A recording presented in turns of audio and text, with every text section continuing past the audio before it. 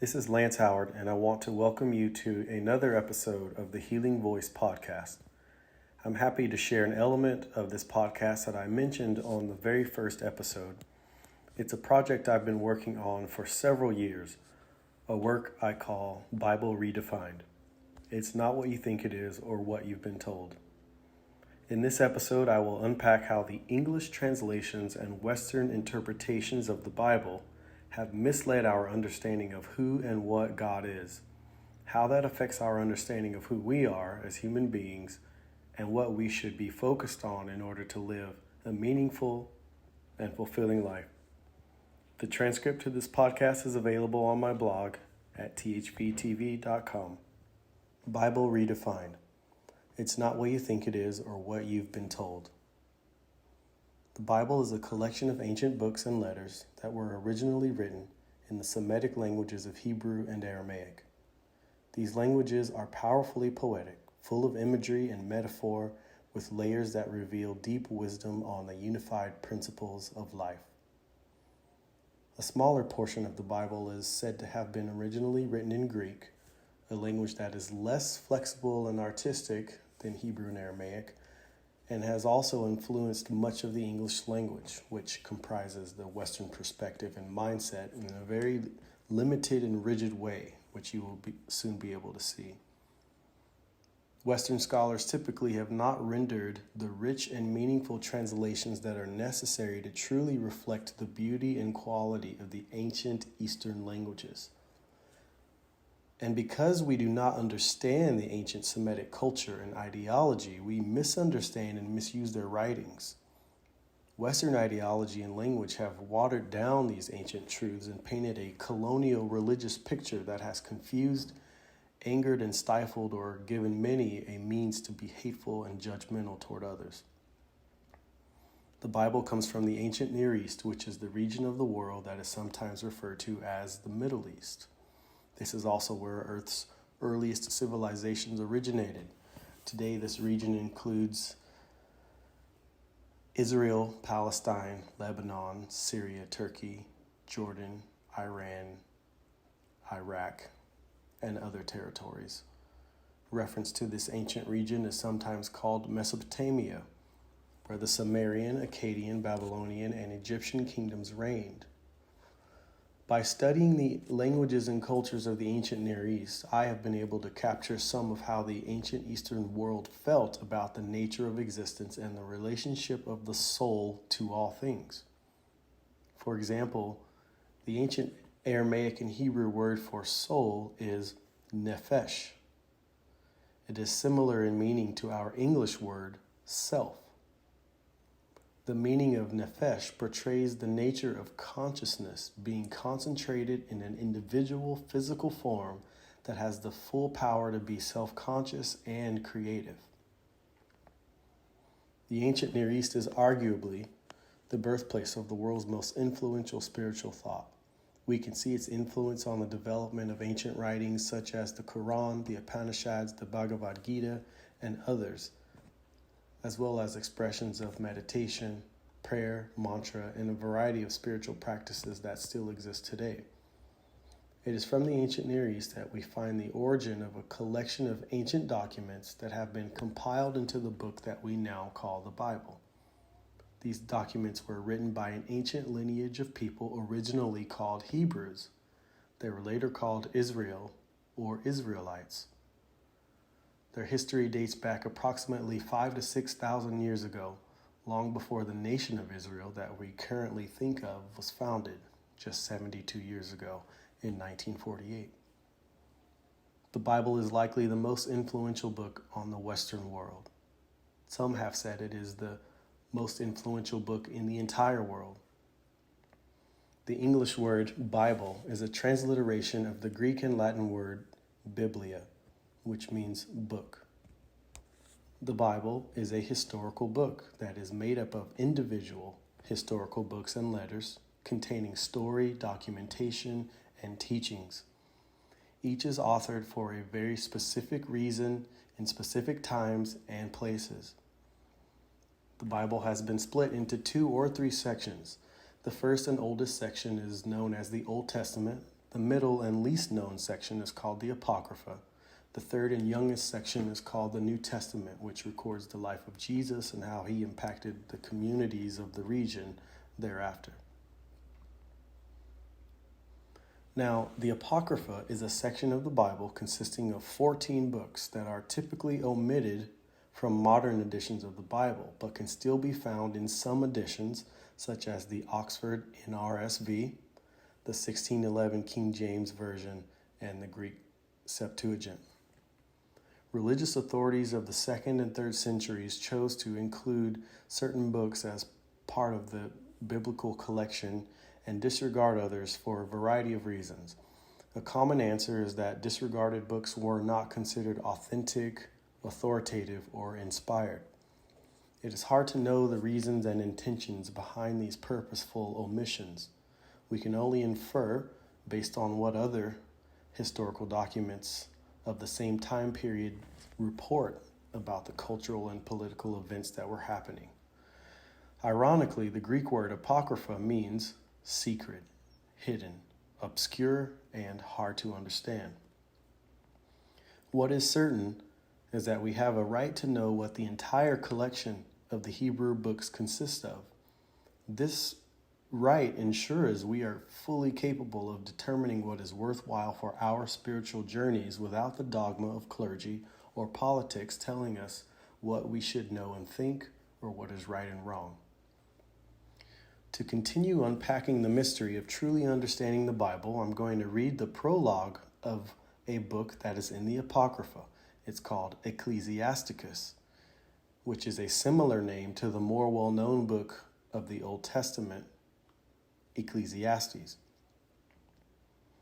Ecclesiasticus was written around 200 BCE, making it approximately 2,200 years old. In the prologue to the book Ecclesiasticus, the author mentions the difficulty of translating from the original language of Hebrew.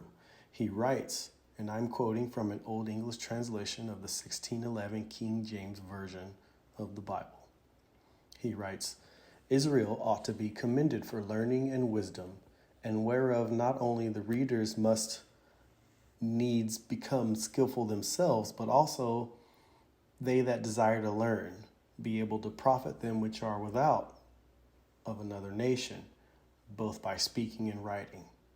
Wherefore, let me entreat you to read it with favor and attention, and to pardon us, wherein we may seem to come short of some words which we have labored to interpret. For the same things uttered in Hebrew and translated into another tongue have not the same force in them.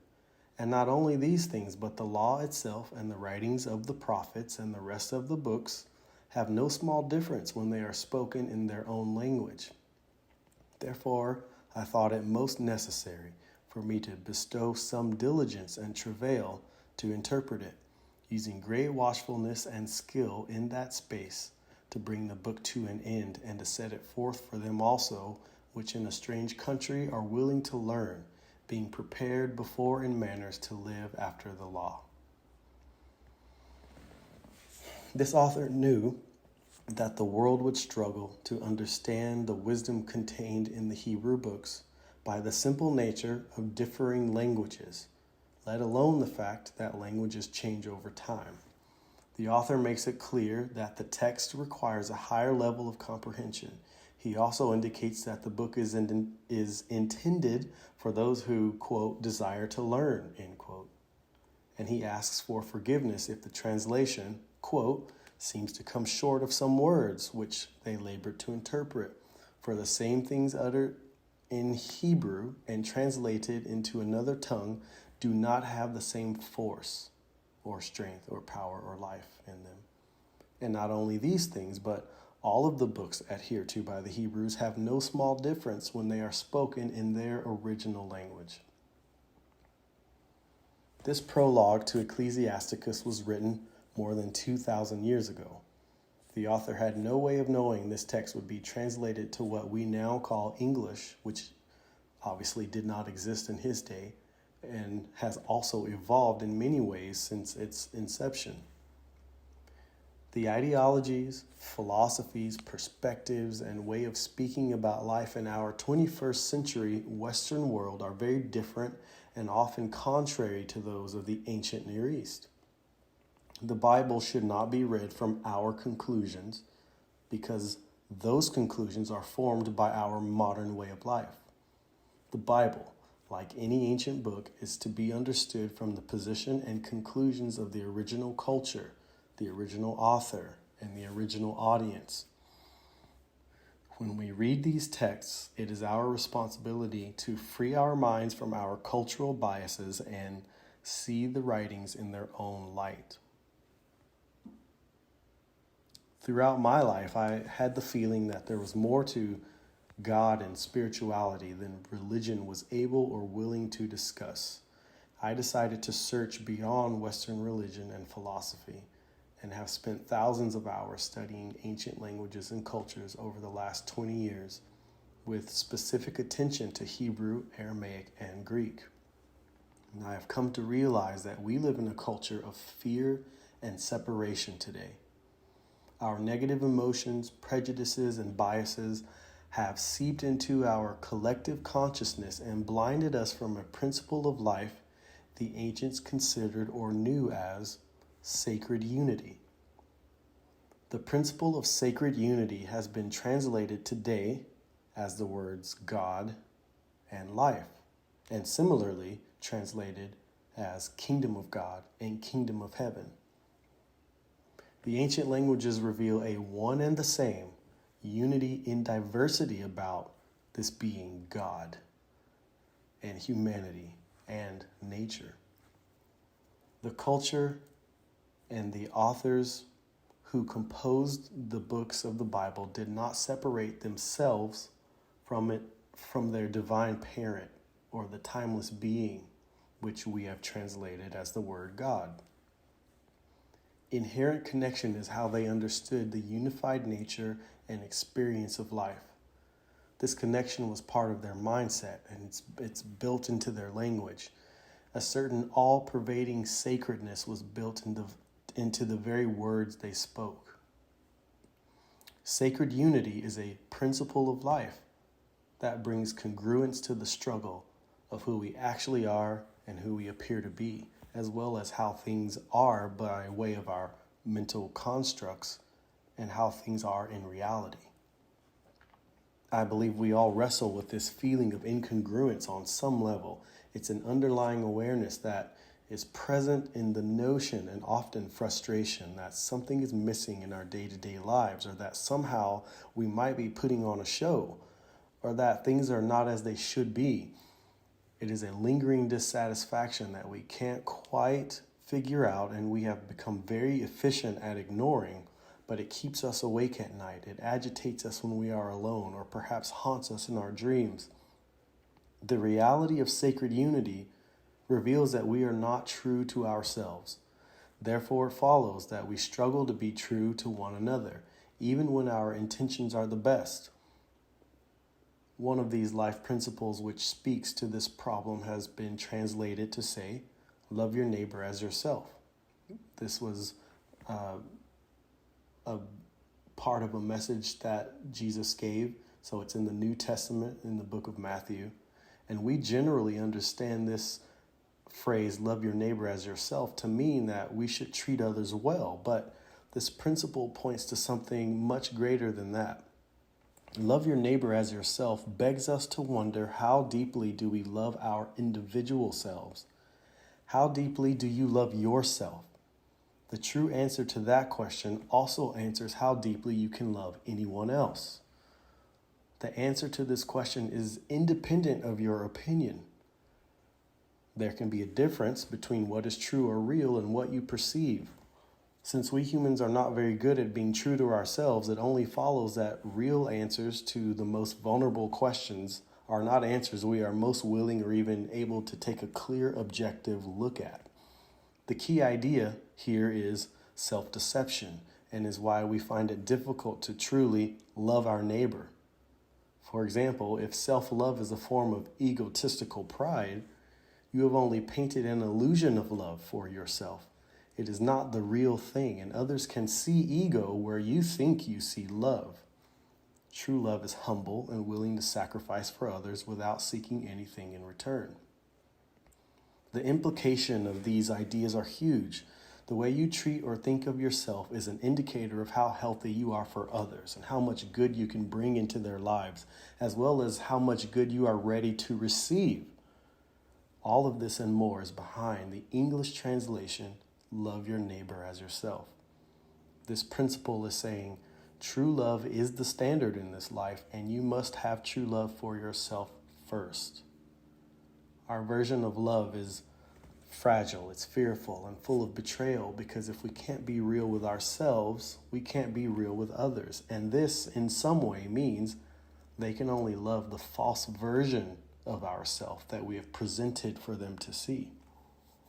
Deep down, somehow, we know we are putting on a show, and that intuitive knowledge is proof of sacred unity, an intelligence that is wired into our being and is aware of what we, or should I say our ego, would rather ignore.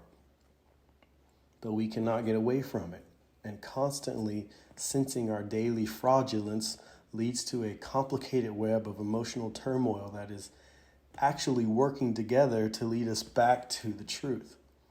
And truth is about honesty, but many of us can go most, if not all of our lives, wearing a mask, resisting the truth, and therefore having little to do with the positive change the world needs, which is a direct link to meaning, purpose, and fulfillment. The writings of the ancient Hebrews offer wisdom that address the issues of love with self-inherent ways to overcome these struggles. The writings make it evident that you are born with the capacity to overcome. The ancient writings show that when you gain an understanding of the principles of sacred unity, which can also be called unity in diversity, you can, with all sincerity, love others by offering support that comes from a place of true humility and empathy. But that can only begin through honesty with yourself about yourself. The ancient teachings share an awareness of the human struggle that we all face. They reveal that embracing our shortcomings is part of the path to healing our personal trauma and drama, which opens the pathway to true self-love. The wisdom of the ancient Near East reveals we are more than what our Western world has caused us to believe. It is human nature to seek satisfaction and fulfillment, and our culture constantly pushes us to get more and do more, always reaching, going, and doing, but rarely, if ever, being present in the moment, in the now. The true message of the Bible reveals there is a relevant way to experience the true identity of yourself, humanity, nature, and divinity. Within this true identity, there is peace, connection, and satisfaction. First with the being we have called God, peace with yourself, and peace with others. In that state of mind and state of flow, the culture-constructed walls that are between you, others, nature, and divinity will begin to fade, and you come to realize it's all a human ego-generated illusion. Today we use words like spirituality and God, yet we fail to realize how short-sighted and inadequate our constructed ideas of these are. Our definitions and experiences of these ideas are frail and inconsistent. We can better understand this being we call God, and we can better understand spirituality, life, love, death, and eternity when we respect the unique ways these ancient texts define them, which is very different from the religious point of view we have been given. It is also important to know that over the last 30 to 50 years, quantum scientists have found and affirmed what gurus, wise men, sages, and prophets of the ancient times said millennia ago, that everything is connected, that we do live in a unified reality. Additionally, these new sciences and ancient Semitic principles support one another in affirming that humans hold an inner power that is based in pure intelligence, consciousness, or awareness, which we can use creatively in ever-increasing levels for our mental, physical, and spiritual health. As we learn who we truly are, we also learn what we are capable of and how we can recreate our world for the better as a place of well-being rather than competition. The ancient scriptures support this by portraying the unity of consciousness as the ground and field of existence. Through observable and repeatable experiments, quantum scientists have discovered this information and are calling it the unified field of pure energy, of which consciousness is the foundation, the intelligent source, which we have called God. In short, this means your intelligence is a direct link to and share in that of the one intelligent source, which pervades all of life.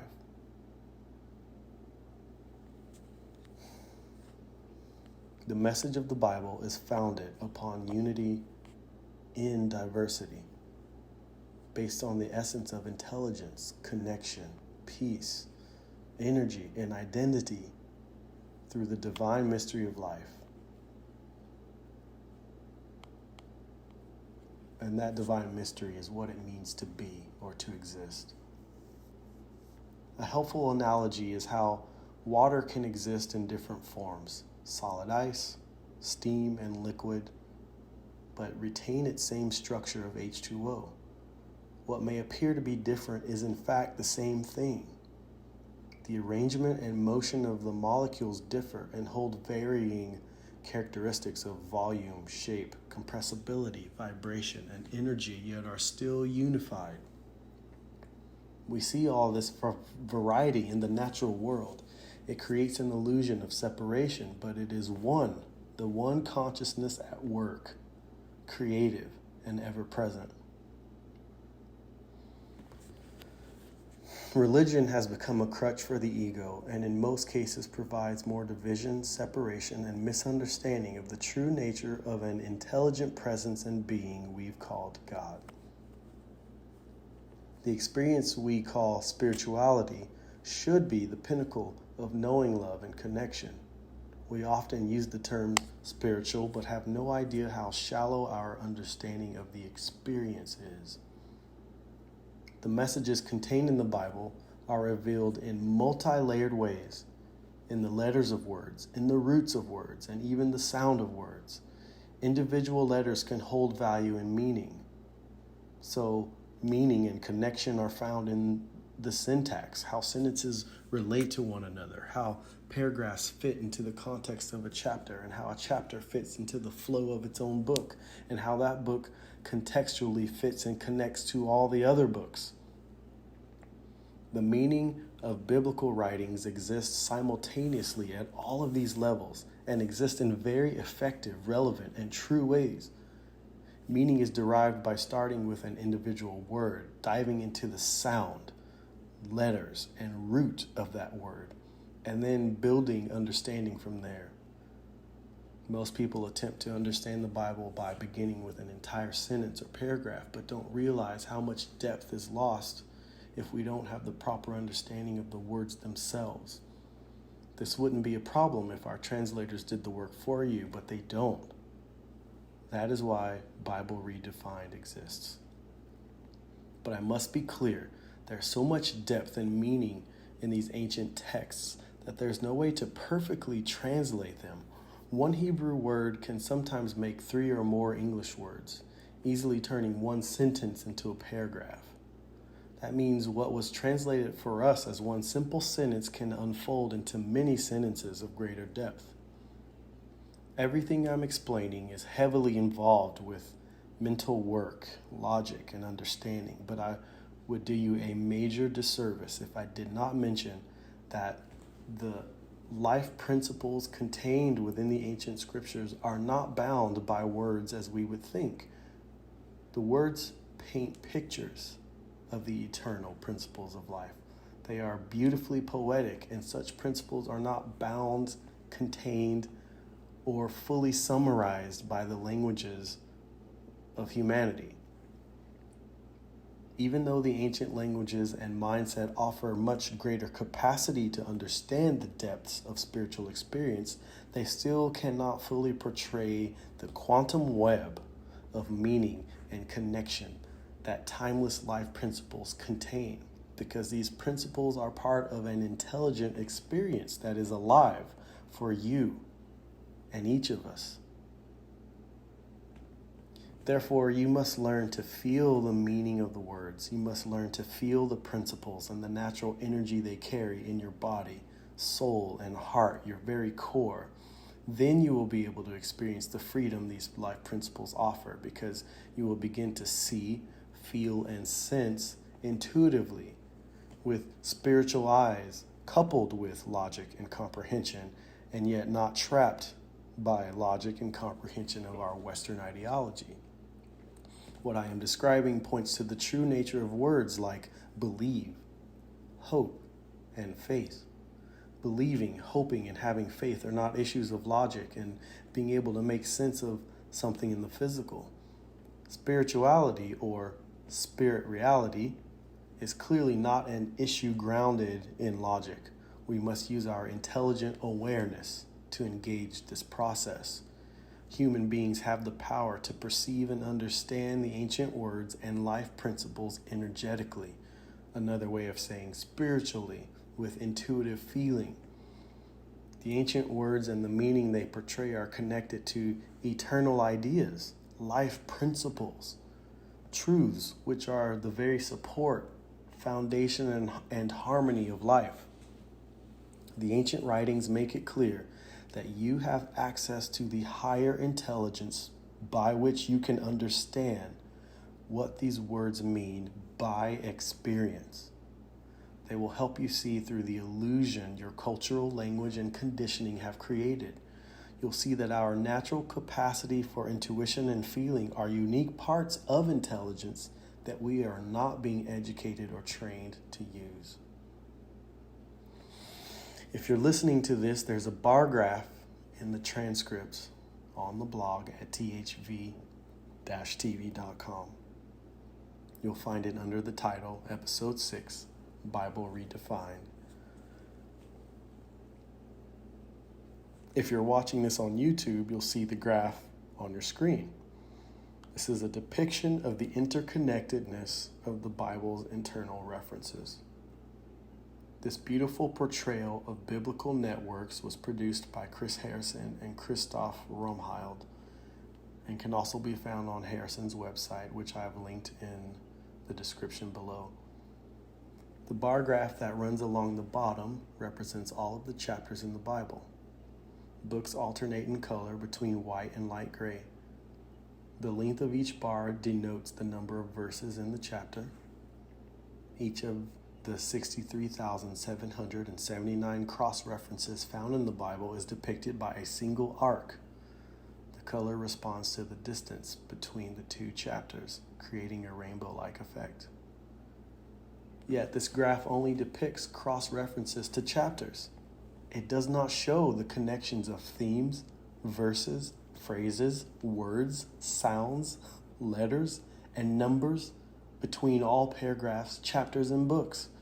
It also includes none of the apocryphal books.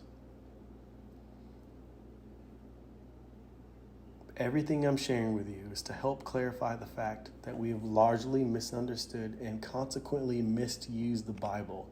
It is an amazing book. Even what we may think of as contradictions in the Bible only occur because we misunderstand it ideologically and contextually and attempt to cross-reference it at inappropriate levels. Misunderstandings happen all the time. And because of the complex cultural construct or matrix of our own Western world, we think the assumed contradictions are proof of the book's inaccuracy. But the real problem is with translation, language, interpretation, perspective, and mindset. To be clear, I am in support of the book, though I may not support all of the typical religious ideas about the book. There are many who are more faithful to religious doctrine and the sense of pride they have found in it than the sense of peace they should have found from its teachings. The book portrays peace as part of the intrinsic and personal connection to a loving God. That connection is said to be the pinnacle and foundation of humanity's search for purpose and meaning. That connection cultivates sacred character, not necessarily perfect character, but definitely leading toward it. I am aware that my research might unintentionally challenge religious paradigms, but I have come to these conclusions by way of the original languages of the Bible itself.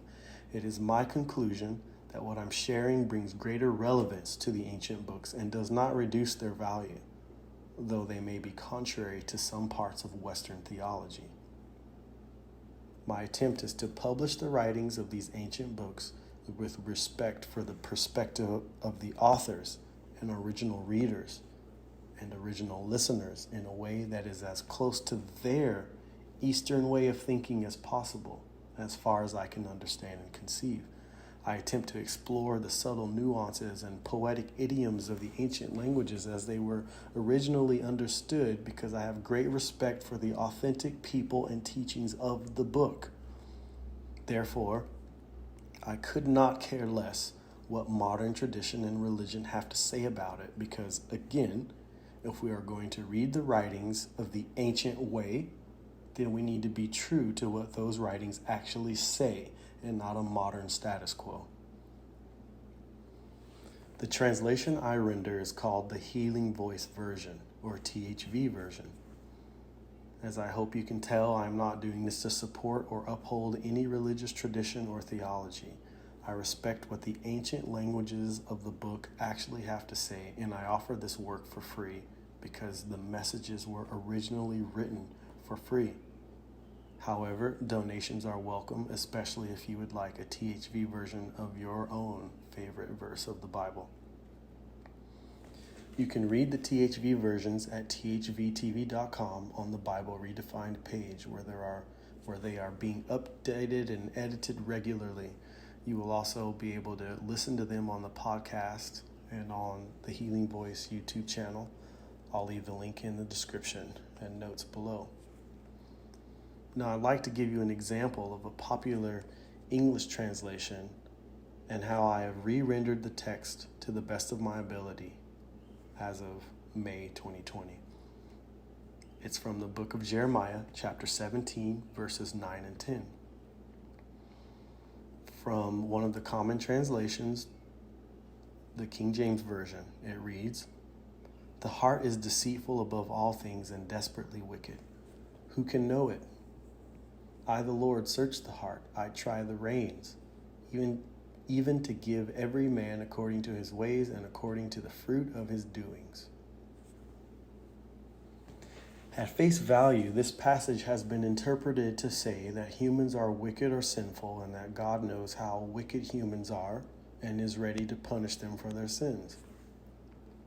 Now, I will read my translation, the THV version, with respect to each word and word root and the proper contextual ideology at as many levels of interpretation as possible. This is the THV version.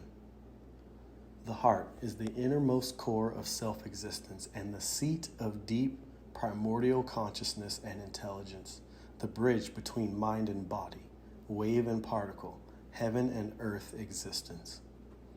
The heart gives rise to your greatest hopes, dreams, strengths, and emotions. The heart is certainly trampled, swollen, and wounded by the injurious events a person must endure in this life. In its easily diseased nature, frail and feeble, the heart is the place from which the person feels and acts desperately and harmfully. The true sense of self is covered and manipulated by pain and ensuing fear. It is utterly difficult to truly understand and become acquainted with the sickness of the heart and how it plagues the thoughts, perceptions, emotions, actions, and habits that flow from it. I am the great I am, self of selves, heart of hearts, the I in I, and I intimately examine the innermost mind, desires, and affections of the person. I am well acquainted with the entangled roots of their deep-seated pains, struggles, and knots that choke their life. I investigate what has been planted within the person. I, the field of creative life, reflect back to you your own way of existing, thinking, emoting, feeling, and acting. The conditions of your life are the time-released results and harvest of your own repetitive emotions and actions. I'm sure you can see how comprehensive the THV version is compared to the commonly read KJV or King James Version. Modern translations of the Bible make it seem as if the human heart is something full of evil and that God is vengeful and punishing. But the ancient languages give a complete story of the heart condition, the how and why the heart becomes wounded, how much understanding the parent of the universe has toward the human condition and situation, and the help that is continually being offered to humans in this experience called life, a spiritual journey of self-discovery. This passage from Jeremiah makes it clear that this being we call God, which is the same as saying parent of the universe, or the great I am, or creative consciousness. This passage only reflects our condition back to us. It's telling us that the being called God only reflects our condition back to us because our inner life, our way of thinking, feeling, and acting is entangled with the creative field of life, which is also God. What we see in the physical realm, micro and macro, individually and communally, is a reflection of the condition of our individual and collective heart. And now in our history is a great time to know this. Take a look at what's happening around the world and realize that it is a reflection of us. The journey we have all been on to this point, if you wish to look at it historically, socially, or otherwise, is no one person's fault, nor any one institution or organization. We are all victims and we are all creators. It's a complicated web of history that we've all played a role in creating. Collectively, we have produced and shaped the problems we face today, and though they may seem insurmountable, we have the power to change them, and that is precisely why we are aware of the problems, to change them. We are not here to submit to the problems we see by avoiding them or acting out violently. Those are opposite extremes of the same problem, which is not realizing who we truly are. We are creative beings.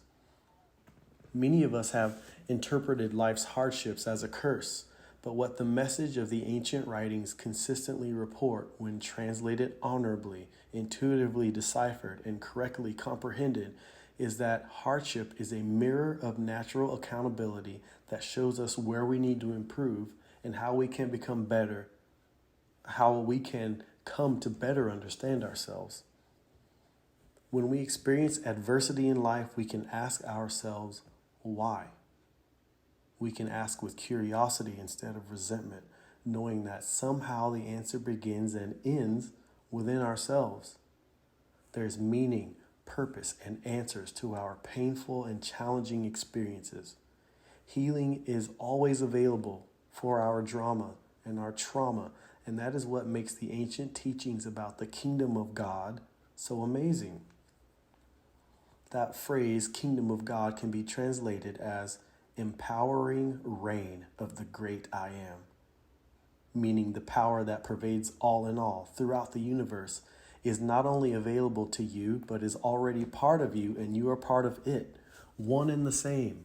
The only thing keeping you from participating in that empowerment is your own belief, your own way of thinking, your own way of seeing yourself. The purpose of the kingdom of God is to support humans, and that is a matter of the heart, not a matter of ego. It's not a matter of logic. Humility and a true inner longing for the truth at all costs is the gateway into the kingdom, or the empowering reign of the great I am.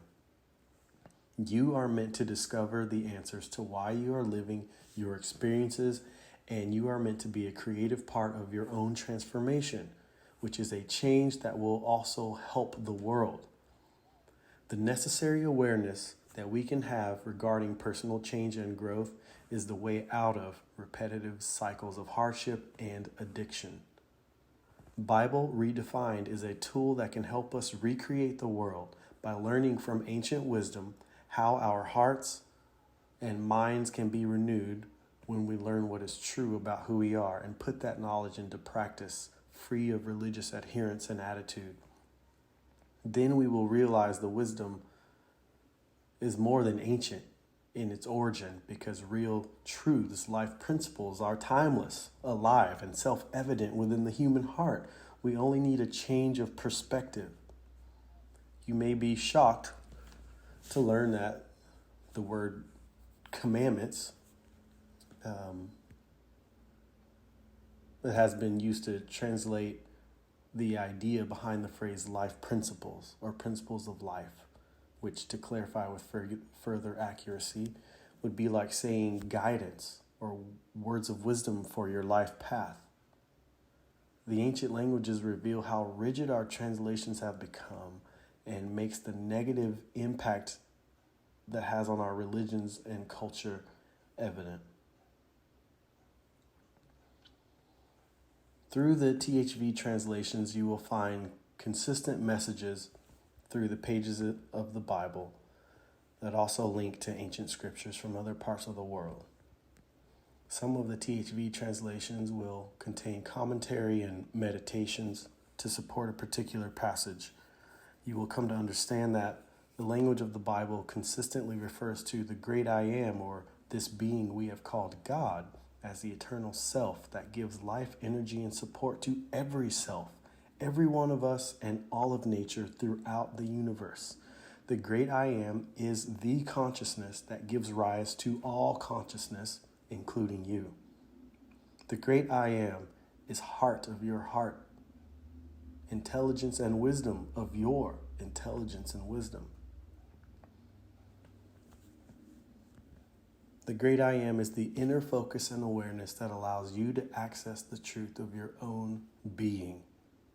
That inner focus and awareness that you obviously have and are therefore one with is the great I am.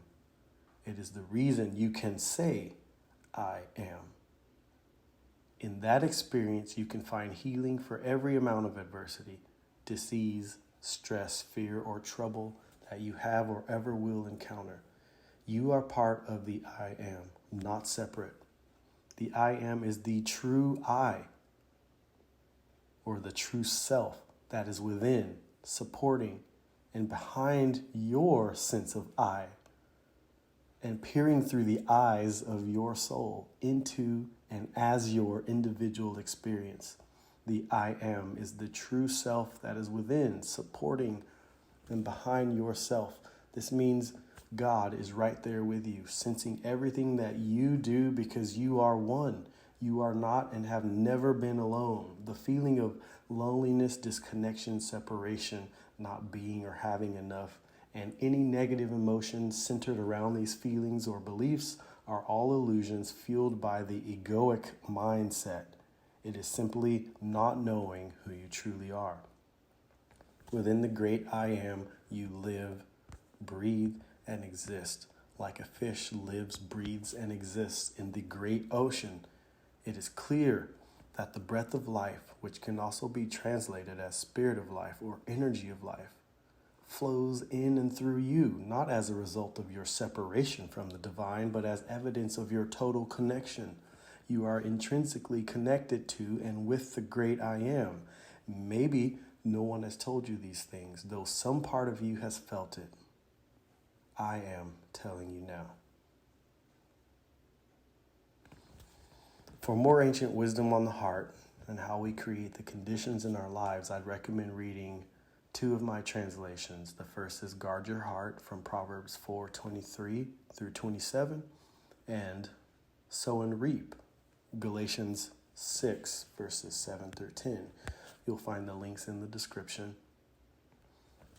For more ways of understanding the definition of the word God, I'd also suggest reading What is God? You'll find the link in the description. To end, I want to say religion is not just a Western issue of clergy, tradition, and dogma. Religion is found in any tradition, clergy, or dogma that is forced on others to tell them how to think. Any closed system in which you are not allowed to think for yourself is a religious system. These systems are difficult to recognize when we are already embedded into them or born into them.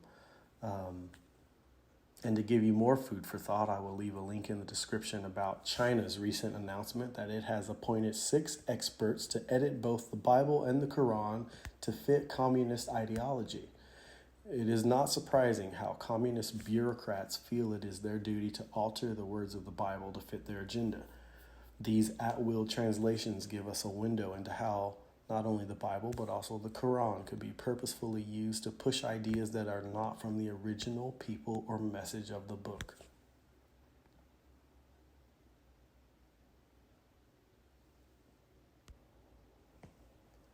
Thanks for listening, and please share this podcast. Let me know if you have questions, topic suggestions for a future episode, or if you'd like a favorite verse translated. You can contact me at thehealingvoicetv@protonmail.com. You can also request a free copy of my book, Music Everywhere, Elements and Principles of Life We've Been Missing. You can follow me on Instagram and Twitter at THV-TV. I'll leave the links in the description, as well as a link to a very inspiring video by Greg Braden that further discusses lost books of the Bible. It's 11 minutes long, and I highly recommend it. Thanks for listening to THV Podcast.